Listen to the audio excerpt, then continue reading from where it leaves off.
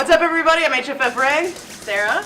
And I'm Noe. We're back! We're back, bitches! I'm willing to meet my creator and answer for every shot that I took. Don't pick it up. Drop it.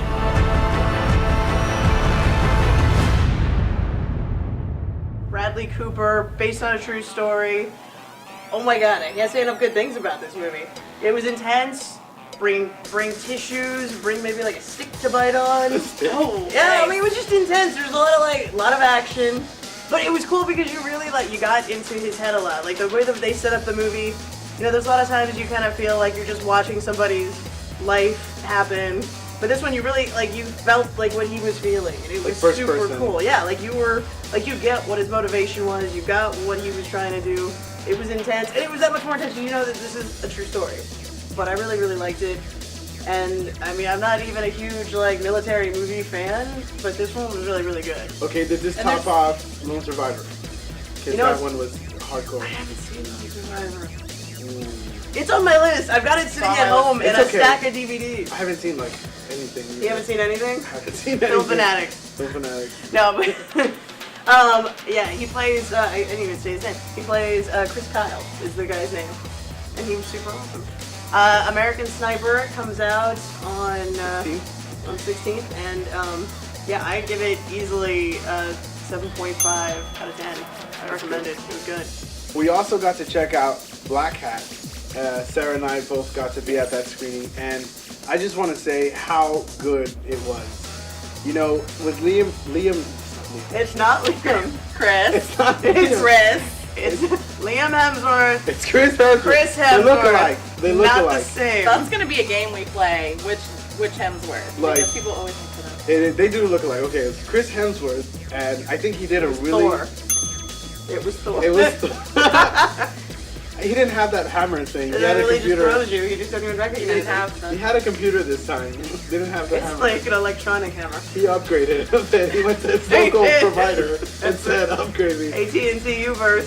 What's up? Well, I want to say this, that I had never seen him, I guess, as he almost at first seemed like a villain, you know, and usually in the movies he doesn't. He's always like this high, rock star personality, but he started out as a villain and he evolved really well.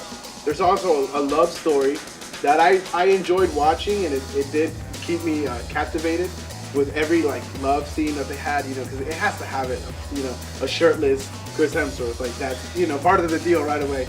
All of the action kept me going.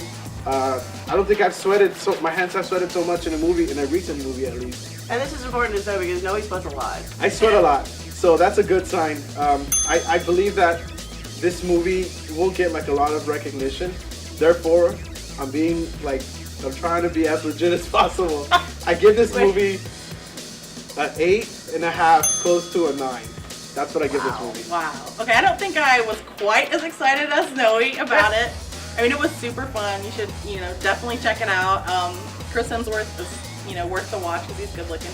The love story, it felt they just had to plug it in there. They didn't have any chemistry to me. Was it forced? It felt forced, and it felt like the chick's Asian, so maybe that's why it's wow. You want to see a blonde, maybe? No. No, it's not. No, it felt like we're just gonna throw this in there because we got to get a shirt off. It's got to happen. They did seem like a power couple.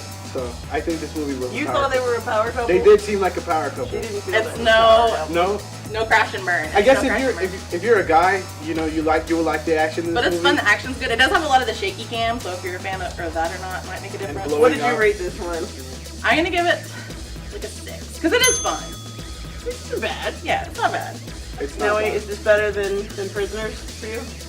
No, not better than Prisoners, but it's I guess. It's better than Taken, I'll say that. It did it for me. Would Prisoners be better if it had more hacking in it? Prisoners would be great if it was hacking in it. I think so. I feel like there could have been a lot of plot holes in this movie, but I don't know enough about hacking or nuclear reactors to dispute it. So I'm just going to have to take their word on it. Alright. Well, there you go. Blackhat, Chris Hemsworth, not Liam. All my geeks, check it out. Check it out. Definitely check it out. Another one that we got to check out was Selma. That's the Martin Luther King movie. I just have to do it. It's Everyone do gotta this. do it. There it is. Power. It's got Oprah in it. And also another based on a true story. Was that implied? This wasn't fiction. Was it? No, this was real. I literally, this was one of those movies that I was ready to go march on something after I watched it. I don't even know what. Whatever. Maybe just straight through Alabama, just because. Just to do it. Yeah. But it was one of those movies that I felt like I was like super pissed at people for being so crappy to others. Yeah, I was like, God, this is really rough to watch sometimes. I think this is the best MLK movie yet. I don't know, what do you think? I know, I totally do. I really liked it. I thought the acting was fantastic. I thought they picked great. The whole cast I thought was phenomenal. The way that the movie was shot, like, I mean, it was gripping, and like, I didn't even think I was gonna be that into this movie, but I loved it. Like, I walked out and I loved it. The way that they humanized Martin Luther King as well, like, made me like this movie a lot more, and made me like the storyline behind this movie. You know, it's not just some, you know, big leader, but hey, it's a leader and he's a human, and it shows his life in that. And I feel like we need movies like this, because I feel like if you don't have movies like this, it's one of those, if you forget history, you're kind of doomed to repeat it.